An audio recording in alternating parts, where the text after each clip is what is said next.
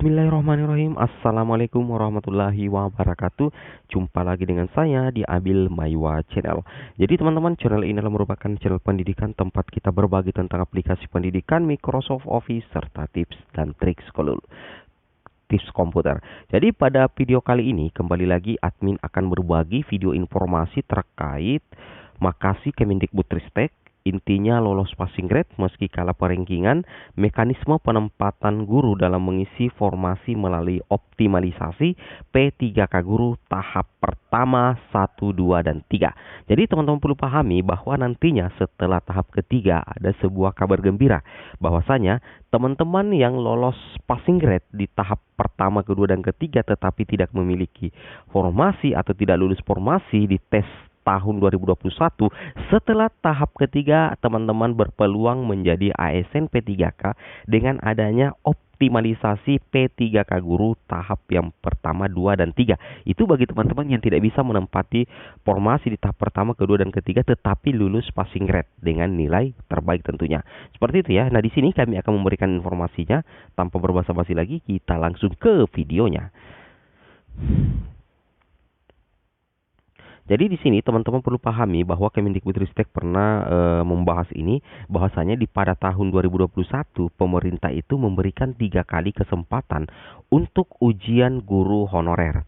Nah, di sini di tahap pertama itu lulus pertama dengan tidak lulus pertama. Kalau lulus formasi berarti menjadi ASN P3K.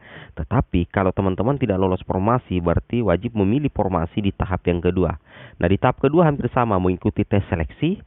Ada 2 kemungkinan, teman-teman lolos formasi atau teman-teman tidak lolos formasi. Kalau teman-teman lolos formasi, maka teman-teman akan menjadi guru ASN P3K di tahun 2021 tahap kedua. Tetapi jika teman-teman tidak lolos formasi, maka teman-teman itu wajib kembali memilih formasi di tahap ujian ketiga. Nah, nantinya di tahap ketiga ada 2 kemungkinan lagi teman-teman ya. Apakah teman-teman lulus formasi? Berarti kalau lulus formasi berarti menjadi ASN P3K tahap ketiga. Tetapi jika teman-teman tidak memilih, artinya tidak lulus formasi atau tidak lulus passing grade, maka di sini akan ada 2 kemungkinan. Tidak lolos passing grade dan tidak lolos formasi untuk tahap ketiga ya. Yang kedua adalah lolos passing grade namun tidak lolos formasi. Nah, apabila teman-teman tidak lolos passing grade dan tidak lolos formasi, maka di tahun 2021 teman-teman tidak bisa menjadi guru ASN. Tetapi jika teman-teman lolos passing grade namun tidak lolos formasi, maka peluang teman-teman untuk tetap menjadi ASN akan tetap ada karena ada istilah optimalisasi formasi. Ini akan coba kita bahas di video kali ini teman-teman ya. Jadi stay terus dan jangan di skip videonya ya, seperti itu. Oke, kita langsung lanjut saja ke videonya. Nah, di sini beberapa pertanyaan kami ke salah satu layanan admin Kemendikbudristek bahwasanya selamat malam, selamat datang di layanan Kemendikbud dengan Verdi. Bagi guru yang sudah memenuhi passing grade ya, di sini dijawab langsung bagi guru yang sudah memenuhi passing grade namun belum mendapatkan penempatan, maka setelah tahap ketiga akan ada optimalisasi. Optimalisasi adalah di sini kita bisa cek lagi teman-teman ya. Nah, di sini optimalisasi adalah penempatan berdasarkan kebutuhan guru.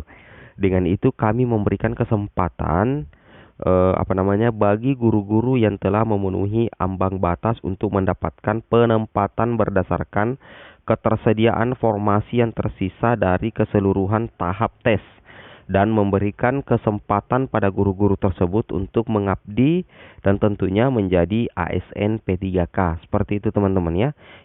Ini adalah pesan dari layanan admin Kemendikbudristek bahwasanya yang telah memenuhi ambang batas dan untuk mendapatkan penempatan berdasarkan ketersediaan formasi yang tersisa dari keseluruhan tahap tes dan memberikan kesempatan pada guru-guru tersebut adalah untuk mengabdi dan menjadi ASN P3K. Jadi memang di sini teman-teman ya ada kesempatan besar buat teman-teman melalui optimalisasi formasi setelah tahap 3 dan teman-teman dinyatakan lolos passing grade tetapi tidak lulus formasi, itu bukan akhir segalanya. Ada optimalisasi formasi.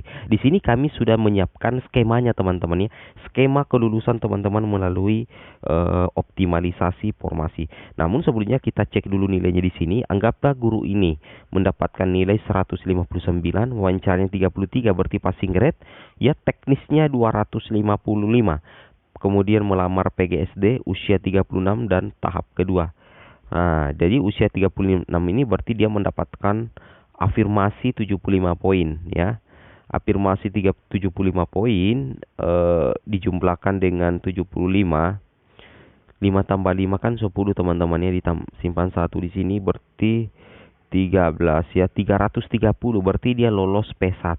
Nah, anggaplah misalkan guru ini atas nama Ani ya, Ibu Ani, ini lulus kategori P1 di tahap kedua, dan ikut lagi di tahap ketiga, lolos lagi ya, anggaplah lolos lagi P1, tapi tidak lulus formasi karena formasinya habis ya, diambil oleh berperingkat terbaik.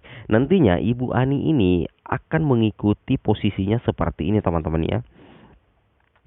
Nah, di sini kami sudah siapkan bahan ya, optimalisasi pengisian formasi kosong. Nah, di sini sudah ada bagannya.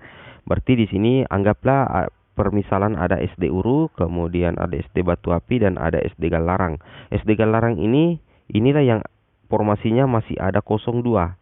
Sedangkan SD Uru formasinya 1, SD Batu Api formasinya 1. Nah, saya ulangi ya, kita taruh dulu formasi semuanya.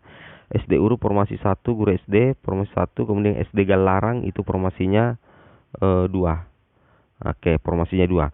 Nah, di sini teman-teman pahami, di sini kita lihat ada di SD Uru itu ada 3 guru. Yang pertama nama Pak Imran, nilai 590, keterangan P1L.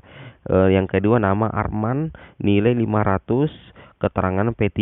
Kemudian yang ketiga nama Pasya, nilai 450, keterangan tidak lulus. Kenapa Pak Imran itu lulus? Karena dia mendapatkan nilai tertinggi dan nilai terbaik ya. 590, dia langsung P1L.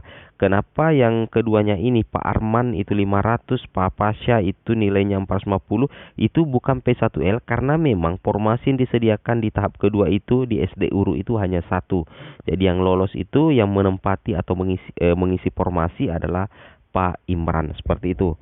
Kemudian di SD Batu Api lagi teman-teman ya, ada 3 guru juga yang melamar di tahap kedua ya, di tahap ya, di seperti ini.